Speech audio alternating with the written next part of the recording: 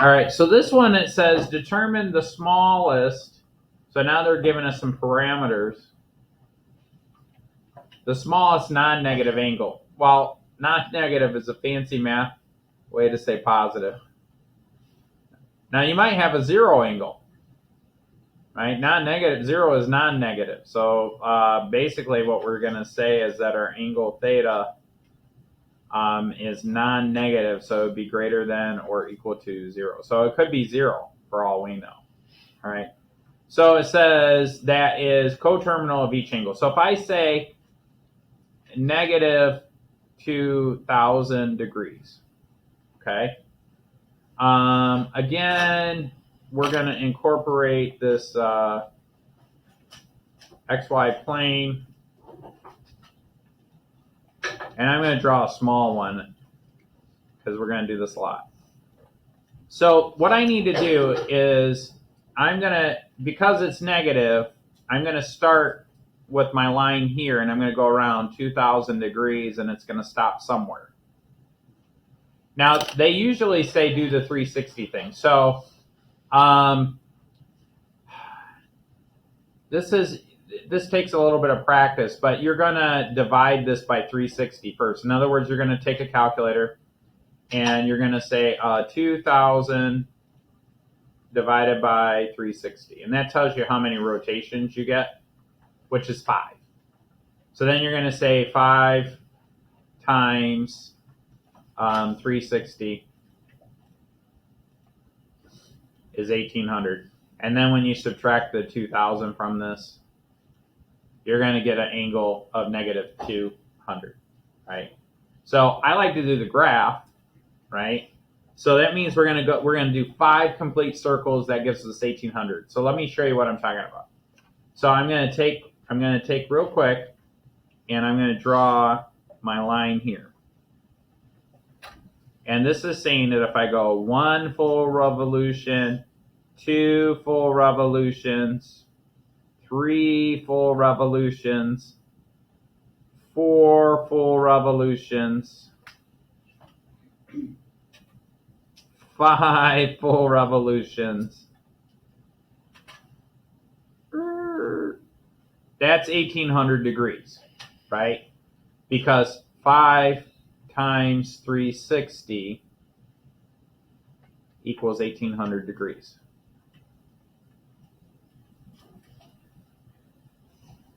So that means I just have 200 more degrees to go. So I'm going to go 90 more, 180 more, and then I'm only going to do about 20 degrees here. So remember, from here to here is 90 degrees. 45 degrees will be smack dab in the middle, so it's probably going to end about here.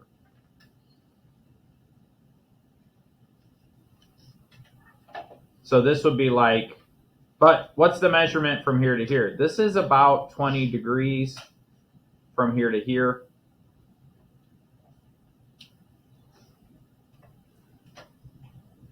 Okay, so let's sketch that out. Oops. So I have this angle here and this angle here.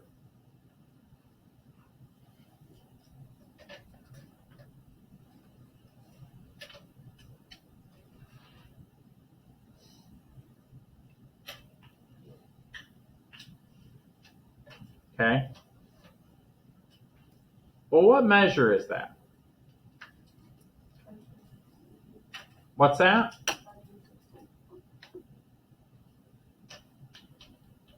Yeah.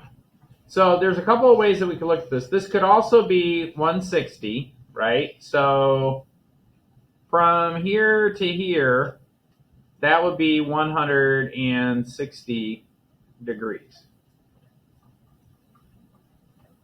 Now sometimes they'll want us to do the coterminal, and I just want to point this out too. Let me choose a different color. So I did green, I did blue. Let's do yellow. I don't think it'll show that much. Sometimes this is an important angle to know too. So if I measure this angle here, remember that's 20 degrees. Again, I'm over teaching because I want you guys to know and see certain things, okay? I'll leave that up there for a second.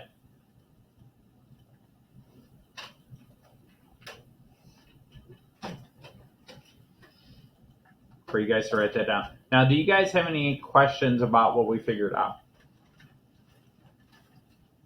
Okay. No questions? Yes? I guess, like, I don't know how you're like supposed to get started.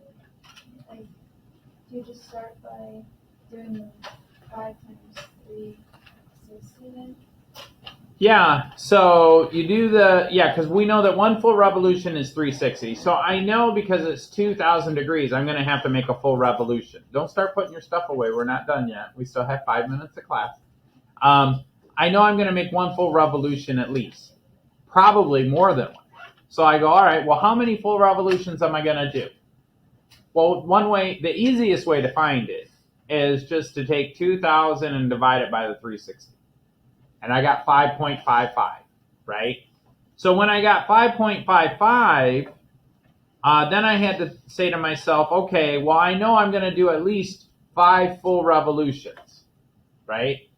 In the negative direction. So, all right, well, then what's left over? Well, then I went back and I said, okay, well, if I do 5 full revolutions, what is that angle-wise? Well, 5 times 360 degrees equals 1,800. So after I did my 5 full revolutions, I realized I still had to go another 200 degrees to get to 2,000.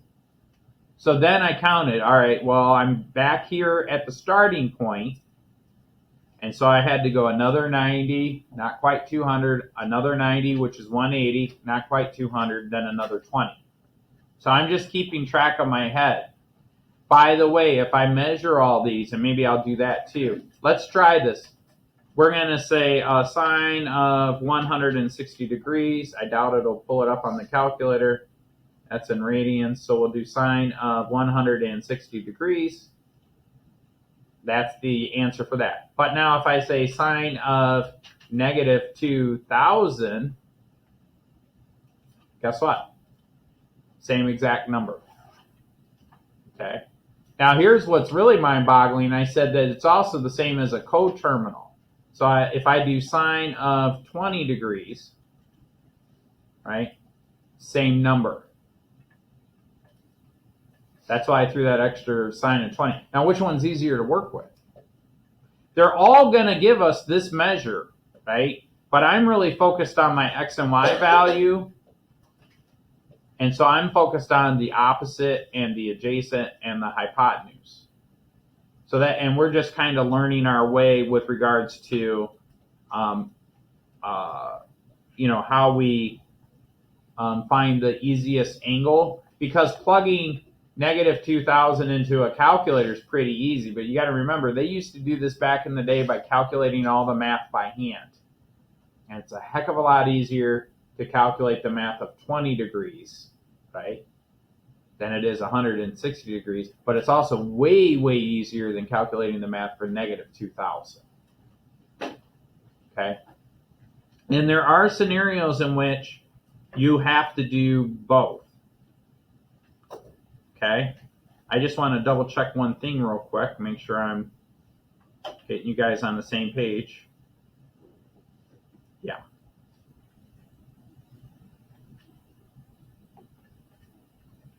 So what we're really interested in when we say the coterminal angle, we're trying to make this right triangle, right? So imagine a right triangle that's right here. So here is a point on the line that's x comma y. And if I imagine in my head, if I drop a straight line down here and I draw a line back to the origin and I draw a line from this point, this forms a 90-degree angle. This right here is the adjacent. This is where we're leading up to.